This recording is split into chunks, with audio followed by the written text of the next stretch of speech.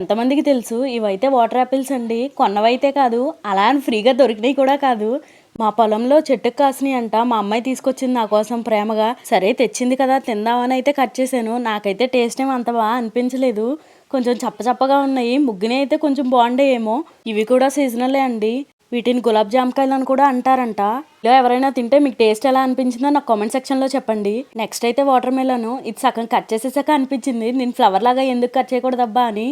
సరే కదా అని నేనైతే సగం కట్ చేశాను. నాకైతే సెట్ అవ్వలేదు. ఇంకేముంది, మా వారు ఉన్నారు కదా, కొంచెం కోసి పెట్టండి ప్లీజ్ అంటే బ్రతమాలుగా కోసి పెట్టారు. అయితే సమ్మర్లో బెస్ట్ డీహైడ్రేషన్ కదండి. ఇవి తినడం వల్ల అయితే చాలా బెనిఫిట్స్ ఉన్నాయి. తినేయండి, ఎవరు మిస్ అవ్వద్దు. నాకేమీ తినడమే పని కాదండి, రోజుకో వీడియోతో మిమ్మల్ని ఇది తినండి అది తినండి అని చెప్తున్నాను.